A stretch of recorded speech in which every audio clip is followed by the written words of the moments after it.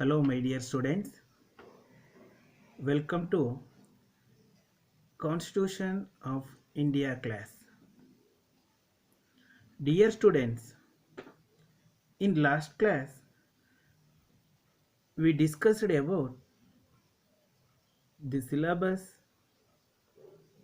We understood that there are 4 units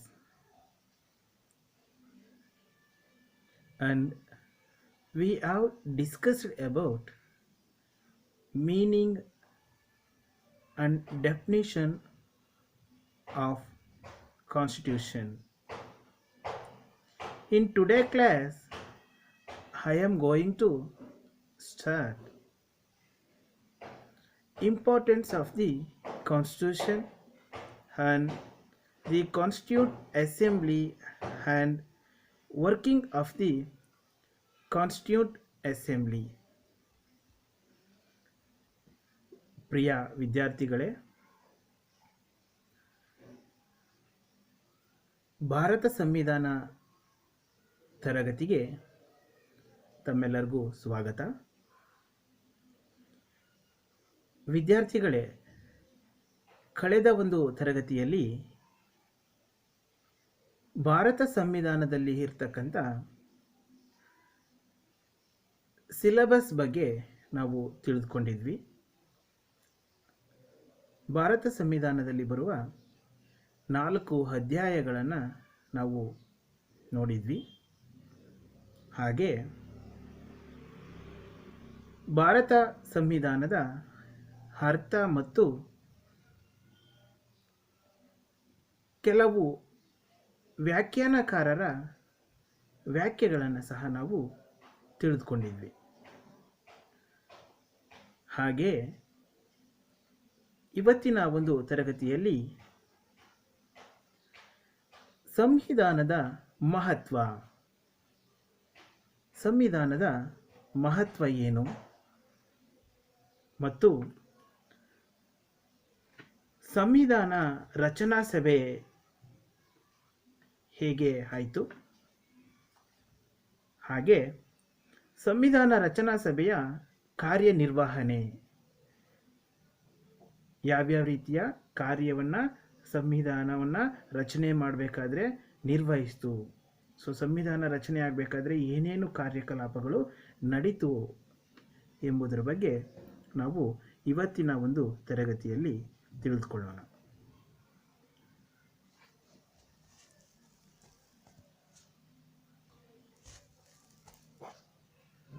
Student, why is a constitution important? ಯಾಕೆ ಸಂವಿಧಾನ ಅಂತಕ್ಕಂಥದ್ದು ಅಷ್ಟೊಂದು ಮಹತ್ವ? A constitution is important because it ensures that those who make decisions on behalf of the public fairly represent public opinion. It also sets out the ways in which those who exercise power may be held accountable to the people they serve. ಈ ಭಾರತ ಸಂವಿಧಾನ ಅಂತಕ್ಕಂಥದ್ದು ನಮಗೆ ತುಂಬ ಮಹತ್ವ ಆಗಿರ್ತಕ್ಕಂಥದ್ದು. ಯಾಕೆಂದರೆ ನಾವು ಯಾವುದೇ ಒಂದು ರಾಷ್ಟ್ರದ ಪ್ರಜಾಪ್ರಭುತ್ವವನ್ನು ತಿಳಿದುಕೊಳ್ಬೇಕು ಅಂತಂತಂದರೆ ಕಡ್ಡಾಯವಾಗಿ ಸಂವಿಧಾನವನ್ನು ಅಧ್ಯಯನ ಮಾಡಲೇಬೇಕಾಗುತ್ತೆ. ಜನರ ಸಮಸ್ಯೆಗಳಿಗೆ ನಾವು ಸ್ಪಂದಿಸಬೇಕು ಅಂತಂತಂದರೆ ಸಂವಿಧಾನದ ಮೂಲಕ ಕೆಲವೊಂದು ಕಾರ್ಯಕಲಾಪಗಳನ್ನು ಮಾಡಬೇಕಾಗುತ್ತೆ. ಸಂವಿಧಾನವಿಲ್ಲದೆ ಯಾವುದೇ ಒಂದು ರಾಷ್ಟ್ರದಲ್ಲಿ ಆಡಳಿತವನ್ನು ಊಹಿಸ್ಕೊಳ್ಳಿಕ್ಕೆ ಸಾಧ್ಯ ಆಗಲ್ಲ ಅಂತಕ್ಕಂಥದ್ದು. ಹಾಗಾಗಿ ಸಂವಿಧಾನ ಅಂತಕ್ಕಂಥದ್ದು ಬಹಳ ಮಹತ್ವವನ್ನು ಪಡೆದಿದೆ ಅಂತಂದರೆ ತಪ್ಪಾಗಲಾರದು.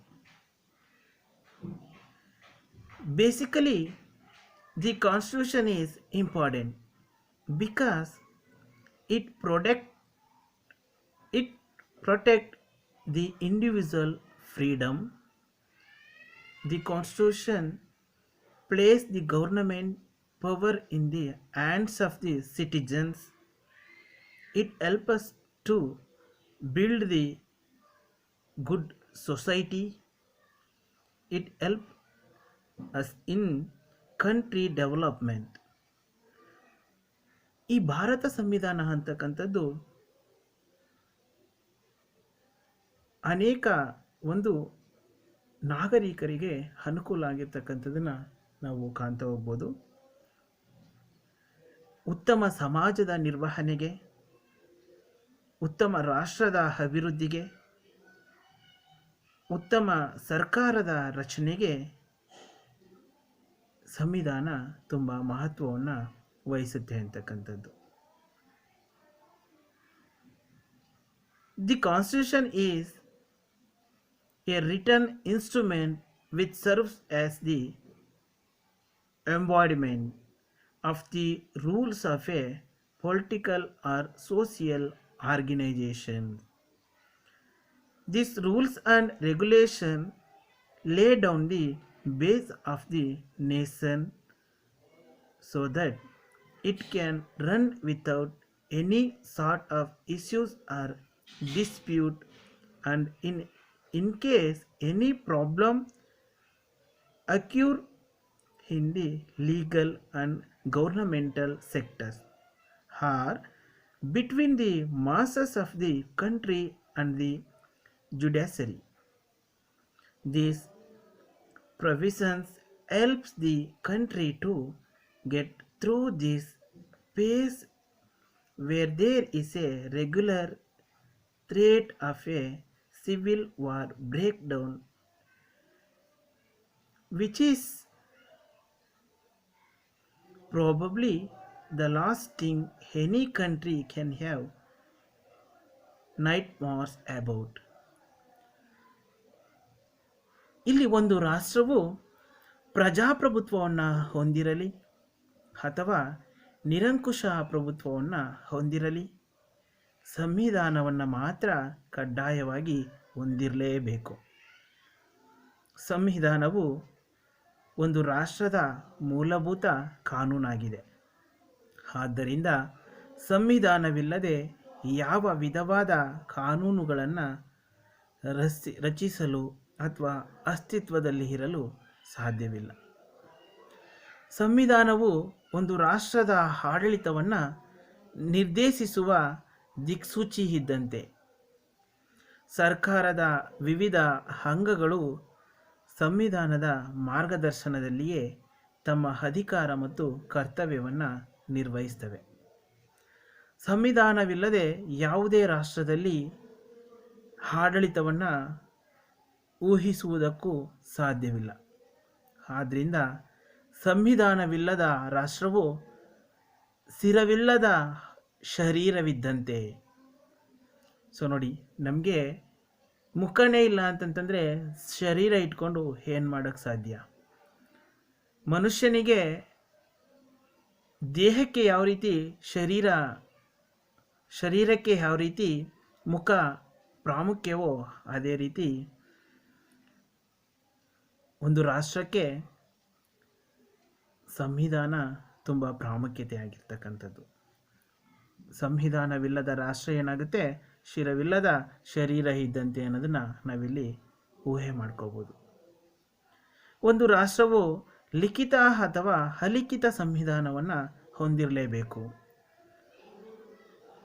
ಸಂವಿಧಾನವು ಸರ್ಕಾರದ ಅಂಗಗಳಾದ ಶಾಸಕಾಂಗ, ಕಾರ್ಯಾಂಗ ಹಾಗೂ ನ್ಯಾಯಾಂಗಗಳ ರಚನೆ, ಅಧಿಕಾರ ಮತ್ತು ಕಾರ್ಯವ್ಯಾಪ್ತಿಯನ್ನು ನಿರ್ಧರಿಸುತ್ತದೆ. ಸರ್ಕಾರದ ಅಂಗಗಳು ಸಂವಿಧಾನಾತ್ಮಕವಾದ ಅಧಿಕಾರಗಳನ್ನು ಮಾತ್ರ ಚಲಾಯಿಸಬೇಕು. ವ್ಯಕ್ತಿಯೇ ಆಗಲಿ ಅಥವಾ ಸರ್ಕಾರವೇ ಆಗಲಿ ಸಂವಿಧಾನವನ್ನು ಉಲ್ಲಂಘಿಸುವುದು ಶಿಕ್ಷಾರ್ಹ ಅಪರಾಧವಾಗಿದೆ. ಸಂವಿಧಾನವು ಸರ್ಕಾರದ ನಿರಂಕುಶತೆಯನ್ನು ನಿಯಂತ್ರಿಸುವುದರ ಮೂಲಕ ಪ್ರಜೆಗಳ ಸ್ವಾತಂತ್ರ್ಯವನ್ನು ರಕ್ಷಿಸುತ್ತದೆ. ಇಲ್ಲಿ a state without a constitution would not be a state but a regime of anarchy controls the arbitrary nature of government and establishes rule of law. Fundamental rights and liberties to citizens. So ಆವಾಗಲೇ ನಿಮಗೆ ಇದನ್ನು ಹೇಳಿದೆ ನಾನು. Provides for the peaceful change in the system through legal and legitimate methods. And Constitution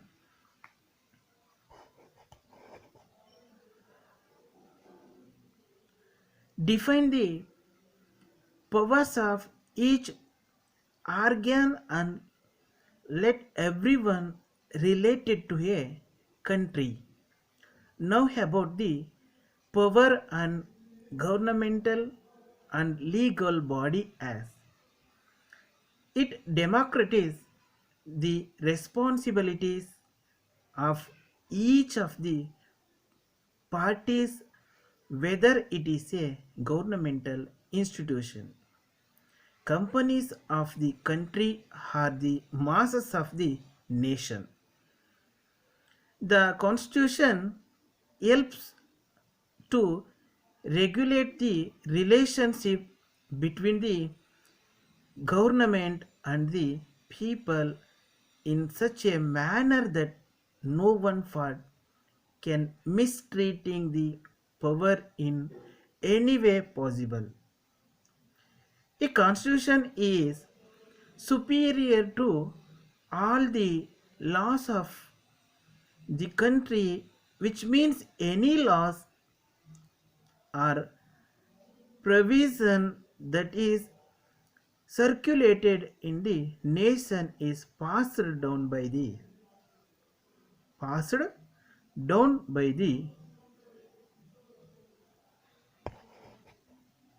right to property and the right to freely in the democratic system. Basically, the constitution is important because national emergencies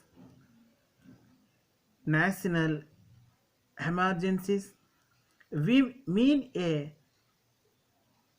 disaster that can wipe out some part of the nation or can damage any part of the nation in a very severe manner. So ಸಂವಿಧಾನವು ಮೂಲಭೂತ ಹಕ್ಕುಗಳನ್ನು ರಕ್ಷಿಸುವುದರ ಮೂಲಕ ಪ್ರಜೆಗಳ ವ್ಯಕ್ತಿತ್ವ ವಿಕಾಸನಕ್ಕೆ ಮಹತ್ವದ ಕಾಣಿಕೆಯನ್ನು ನೀಡುತ್ತದೆ. ಉದಾಹರಣೆಗೆ ನಾವು ಭಾರತ ಸಂವಿಧಾನವು ಮೂಲಭೂತ ಹಕ್ಕುಗಳನ್ನು ರಕ್ಷಿಸುವ ಜವಾಬ್ದಾರಿಯನ್ನು ಸರ್ವೋಚ್ಚ ನ್ಯಾಯಾಲಯಕ್ಕೆ ನೀಡಿರ್ತಕ್ಕಂಥದ್ದು. ಸಂವಿಧಾನವು ಮೂಲಭೂತ ಕರ್ತವ್ಯಗಳ ಪಟ್ಟಿಯನ್ನು ಒಳಗೊಂಡಿರ್ತದೆ. ಮೂಲಭೂತ ಕರ್ತವ್ಯಗಳ ಪಾಲನೆಯು ಪ್ರಜೆಗಳಲ್ಲಿ ರಾಷ್ಟ್ರೀಯ ಭಾವೈಕ್ಯತೆ, ದೇಶಭಕ್ತಿ, ರಾಷ್ಟ್ರನಿಷ್ಠೆ, ಕಾಯಕ, ವೈಜ್ಞಾನಿಕ ಮನೋಭಾವನೆ ಮುಂತಾದ ಉದಾತ್ತ ಗುಣಗಳನ್ನು ಮೈಗೂಡಿಸುವುದರ ಮೂಲಕ ಆದರ್ಶ ಸಮಾಜದ ಸ್ಥಾಪನೆಗೆ ನಾಂದಿಯನ್ನು ಹಾಡುತ್ತದೆ. ಸಂವಿಧಾನವು ಮೂಲಭೂತ ಕರ್ತವ್ಯಗಳಿಗೆ ಅವಕಾಶವನ್ನು ಕಲ್ಪಿಸುವುದರ ಮೂಲಕ ಉತ್ತಮ ಪೌರರನ್ನು ರೂಪಿಸುತ್ತದೆ. ಫಾರ್ ಎಕ್ಸಾಂಪಲ್, ಭಾರತ, ಚೈನಾ ಮತ್ತು ರಷ್ಯಾದ ಸಂವಿಧಾನಗಳು ಮೂಲಭೂತ ಕರ್ತವ್ಯಗಳ ಪಟ್ಟಿಯನ್ನು ಒಳಗೊಂಡಿರ್ತಕ್ಕಂಥದ್ದು. ಒಂದು ರಾಷ್ಟ್ರದ ಪ್ರಜೆಗಳ ಧ್ಯೇಯೋದ್ದೇಶಗಳನ್ನು ಹಾಗೂ ಆಶೋತ್ತರಗಳನ್ನು ಸಂವಿಧಾನವು ಒಳಗೊಂಡಿರುತ್ತದೆ. ಹಾಗಾಗಿ ಇದು ಬಹಳ ಮಹತ್ವವನ್ನು ವಹಿಸಿದೆ. ಇದು ಪ್ರಜೆಗಳಲ್ಲಿ ತಮ್ಮ ಧ್ಯೇಯೋದ್ದೇಶಗಳ ಬಗೆಗಿನ ಪ್ರಜ್ಞೆಯನ್ನು ಸದಾ ಜಾಗೃತ ವ್ಯವಸ್ಥೆಯಲ್ಲಿರಿಸುವುದರ ಮೂಲಕ ಅವುಗಳನ್ನು ಸಾಧಿಸಲು ಪ್ರೇರೇಪಿಸುತ್ತದೆ. ಹಾಗಾಗಿ ಸಂವಿಧಾನ ಬಹಳ ಮಹತ್ವ ಎನಿಸುತ್ತದೆ. ಉದಾಹರಣೆಗೆ ಭಾರತ ಸಂವಿಧಾನದ ಪ್ರಸ್ತಾವನೆಯು ಭಾರತವನ್ನು ಒಂದು ಪ್ರಜಾಸತ್ತಾತ್ಮಕ, ಸಮಾಜವಾದಿ, ಜಾತ್ಯತೀತ ಹಾಗೂ ಗಣರಾಜ್ಯವನ್ನಾಗಿ ರೂಪಿಸುವ ಪ್ರಜೆಗಳ ಉದ್ದೇಶವನ್ನು ವ್ಯಕ್ತಪಡಿಸುತ್ತದೆ. ಸಂವಿಧಾನವು ಪ್ರಜೆಗಳ ಆಶೋತ್ತರಗಳಿಗೆ ಸ್ಪಂದಿಸದ ಹಾಗೂ ಸರ್ವಾಧಿಕಾರ ಮನೋಭಾವನೆಯನ್ನು ಹೊಂದಿದ ಸರ್ಕಾರವನ್ನು ನಿಯತಕಾಲಿಕ ಚುನಾವಣೆಗಳ ಮೂಲಕ ಉಚ್ಚಟಿಸುವ ಅವಕಾಶವನ್ನು ಪ್ರಜೆಗಳಿಗೆ ಕಲ್ಪಿಸಿದೆ. ಆದ್ದರಿಂದ ಸರ್ಕಾರವು ಜವಾಬ್ದಾರಿಯಿಂದ ಕಾರ್ಯನಿರ್ವಹಿಸಬೇಕಾಗುತ್ತದೆ ಎಂಬುದನ್ನು ಸಂವಿಧಾನ ತಿಳಿಯಪಡಿಸುತ್ತದೆ. ಹೀಗೆ ಯಾವುದೇ ರಾಷ್ಟ್ರದ ಪ್ರಗತಿಗೆ ಶಿಕ್ಷಣ ಪೂರಕವಾದ ಅಂಶವಾಗಿರ್ತಕ್ಕಂಥದ್ದು. ಸಂವಿಧಾನವು ಇಂತಹ ಶಿಕ್ಷಣಕ್ಕೆ ಆದ್ಯತೆಯನ್ನು ನೀಡಿ ಸುಶಿಕ್ಷಿತ ಸಮಾಜದ ಸ್ಥಾಪನೆಗೆ ದಾರಿ ಮಾಡಿಕೊಡ್ತಕ್ಕಂಥ ಒಂದು ಅಡಿಪಾಯ ಆಗಿದೆ. ಉದಾಹರಣೆಗೆ ಭಾರತದ ಸಂವಿಧಾನವು 86ನೇ ತಿದ್ದುಪಡಿಯ ಮೂಲಕ ಪ್ರಾಥಮಿಕ ಶಿಕ್ಷಣವನ್ನು ಒಂದು ಮೂಲಭೂತ ಹಕ್ಕನ್ನಾಗಿ ಮಾಡಿದೆ. ಕೆಲವು ರಾಷ್ಟ್ರಗಳಲ್ಲಿ ಸಂವಿಧಾನವು ಸಾಮಾಜಿಕವಾಗಿ, ಆರ್ಥಿಕವಾಗಿ, ಶೈಕ್ಷಣಿಕವಾಗಿ ಶತಮಾನಗಳಿಂದ ಶೋಷಣೆಗೆ ಒಳಗಾದ ಜನರ ಅಭಿವೃದ್ಧಿಗೆ ಅವಕಾಶವನ್ನು ಕಲ್ಪಿಸುವ ಮೂಲಕ ಸಮಾಜ ಅಥವಾ ಸಾಮಾಜಿಕ ನ್ಯಾಯವನ್ನು ನೀಡಿದೆ. ಉದಾಹರಣೆಗೆ ಭಾರತ ಸಂವಿಧಾನವು ಶಿಕ್ಷಣ, ಉದ್ಯೋಗ ಹಾಗೂ ರಾಜಕೀಯದಲ್ಲಿ ಮೀಸಲಾತಿಯನ್ನು ನೀಡುವುದರ ಮೂಲಕ ಪರಿಶಿಷ್ಟ ಜಾತಿ ಮತ್ತು ಪರಿಶಿಷ್ಟ ಪಂಗಡಗಳ ಜನರ ಅಭಿವೃದ್ಧಿಗೆ ಅವಕಾಶವನ್ನು ಕಲ್ಪಿಸಿದೆ. ಹಾಗೆಯೇ ದಕ್ಷಿಣ ಆಫ್ರಿಕಾ ಮತ್ತು ಅಮೆರಿಕ ಸಂಯುಕ್ತ ಸಂಸ್ಥಾನದ ಸಂವಿಧಾನಗಳು ವರ್ಣಭೇದ ನೀತಿಯಂತಹ ಅನಿಷ್ಟ ಸಾಮಾಜಿಕ ಆಚರಣೆಯನ್ನು ನಿಷೇಧಿಸುತ್ತವೆ. ಸಂವಿಧಾನವು ವಿಶ್ವ ಶಾಂತಿಯ ಸ್ಥಾಪನೆಗೂ ಸಹಕಾರಿಯಾಗಿದೆ. ಜಪಾನ್ ಸಂವಿಧಾನವು ಯುದ್ಧವನ್ನು ತ್ಯಜಿಸುವುದಾಗಿ ಘೋಷಿಸಿದೆ. ಭಾರತ ಸಂವಿಧಾನದಲ್ಲಿ ಅಳವಡಿಸಲಾಗಿರುವ ರಾಜ್ಯ ನೀತಿ ನಿರ್ದೇಶಾತ್ಮಕ ತತ್ವಗಳು ಅಂತಾರಾಷ್ಟ್ರೀಯ ವಿವಾದಗಳನ್ನು ಶಾಂತಿಯುತವಾಗಿ ಇತ್ಯರ್ಥಪಡಿಸಿ ಅದನ್ನು ಒಂದು ಉತ್ತಮ ರೀತಿಯಲ್ಲಿ ತೆಗೆದುಕೊಂಡು ಹೋಗಲು ಅವಕಾಶವನ್ನು ಕಲ್ಪಿಸಿದೆ. ಅಷ್ಟೇ ಅಲ್ಲದೆ ರಾಜ್ಯ ನೀತಿ ನಿರ್ದೇಶಾತ್ಮಕ ತತ್ವಗಳು ರಾಷ್ಟ್ರಗಳ ನಡುವಣ ನ್ಯಾಯಯುತವಾದ ಹಾಗೂ ಗೌರವಪೂರ್ವಕವಾದ ಸಂಬಂಧಕ್ಕೆ ಆದ್ಯತೆಯನ್ನು ನೀಡಿವೆ. ಸಂವಿಧಾನವು ಪ್ರಜಾಪ್ರಭುತ್ವದ ಮೌಲ್ಯಗಳಾದ ಸ್ವಾತಂತ್ರ್ಯ, ಸಮಾನತೆ ಹಾಗೂ ಭಾತೃತ್ವಗಳನ್ನು ರಕ್ಷಿಸುತ್ತವೆ. ಹಾಗಾಗಿ ಸಂವಿಧಾನದ ಮಹತ್ವ ನಮಗೆಲ್ಲರಿಗೂ ಅತ್ಯವಶ್ಯಕವಾಗಿ ಇರ್ತಕ್ಕಂಥದ್ದನ್ನು ನಾವು ಕಾಣ್ತಾ ಹೋಗ್ಬೋದು. And here Irish Constitution directive principles have been derived from the Irish Constitution and British Constitution. Parliamentary form of government with a cabinet system having accountability to the lower house and parliamentary privileges. US Constitution fundamental rights, the Supreme Court the post of vice presidents. Canada Constitution, the federal system, union-state relations, and distribution of powers between the union and the states. And Australia Constitution, the concurrent least prevention of trade and commerce. German Constitution, emergency provisions. So ಹೀಗೆ ಒಂದೊಂದು ದೇಶದ ಸಂವಿಧಾನವು ಅದರದೇ ಆದಂತಹ ಮಹತ್ವವನ್ನು ಹೊಂದಿರತಕ್ಕಂಥದ್ದು. So ಕೆಲವೊಂದು ಅನುಚ್ಛೇದಗಳನ್ನು ನಾವಿಲ್ಲಿ ತಿಳ್ಕೊಬೋದು, ಆರ್ಟಿಕಲ್ಸ್ಗಳನ್ನು. ಸೊ 12 to 35 ಆರ್ಟಿಕಲ್ಸ್ ಏನಿದೆ ಅದು deal with the fundamental rights. Articles 12 to 35 articles deal with the fundamental rights ಅಂತಕ್ಕಂಥದ್ದು. Articles deal with directive principles of state 36 to 50 policy. Article deal with fundamental duties of a citizen of India 51A. Article 51A ಅಂತಕ್ಕಂಥದ್ದು ಏನಿದೆ, deal with fundamental duties of a citizens of India. Articles 100 deal with voting in the houses. So ಹೀಗೆ ಕೆಲವೊಂದು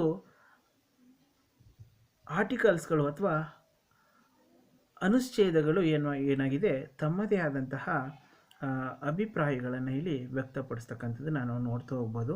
ಹಾಗಾಗಿ ಭಾರತ ಸಂವಿಧಾನ ಅಂತಕ್ಕಂಥದ್ದು ನಮ್ಮ ದೇಶದ ರಚನೆ ಅಥವಾ ಸಾಮಾಜಿಕ ವ್ಯವಸ್ಥೆ ಅಥವಾ ಇನ್ನಿತರ ಮೂಲಭೂತ ಕರ್ತವ್ಯಗಳನ್ನು, ಮೂಲಭೂತ ಹಕ್ಕುಗಳನ್ನು ಒಳಗೊಳ್ಳಲು ತುಂಬ ಪ್ರಾಮುಖ್ಯತೆ ಅಥವಾ ತುಂಬ ಮಹತ್ವದ ಸ್ಥಾನವನ್ನು ಹೊಂದಿದೆ ಅಂತಕ್ಕಂಥದ್ದು. ಸೊ ಸ್ಟೂಡೆಂಟ್ಸ್, ಇವತ್ತಿನ ತರಗತಿ ಇಲ್ಲಿಗೆ ನಾವು ನಿಲ್ಲಿಸಿರೋಣ. ನಾಳಿನ ಒಂದು ತರಗತಿಯಲ್ಲಿ ಭಾರತ ಸಂವಿಧಾನದ ರಚನೆ ಹೇಗಾಯಿತು ಮತ್ತು ಭಾರತ ಸಂವಿಧಾನ ರಚನೆಗೆ ಬೇಕಾಗಿರ್ತಕ್ಕಂಥ ಕಾರ್ಯಕಲಾಪಗಳು ಯಾವ ರೀತಿಯಾಗಿ ಮುಂದುವರಿಯಿತು ಅನ್ನೋದನ್ನು ನಾವು ನೋಡ್ತಾ ಹೋಗೋಣ. ಹಾಗೆಯೇ ಭಾರತ ಸಂವಿಧಾನದ ರಚನೆಯಲ್ಲಿ ಡಾಕ್ಟರ್ BR ಅಂಬೇಡ್ಕರ್ ಅವರ ಕೊಡುಗೆ ಏನು. So the contribution of Dr. BR Ambedkar in the making of Indian constitution. So Bharat ಸಂವಿಧಾನದ ರಚನೆಗೆ ಡಾಕ್ಟರ್ BR ಅಂಬೇಡ್ಕರ್ ಅವರ ಕೊಡುಗೆ ಏನು ಅನ್ನೋದನ್ನು ನಾಳಿನ ಒಂದು ತರಗತಿಯಲ್ಲಿ ನಾವು ತಿಳಿದುಕೊಳ್ಳೋಣ. Thank you very much.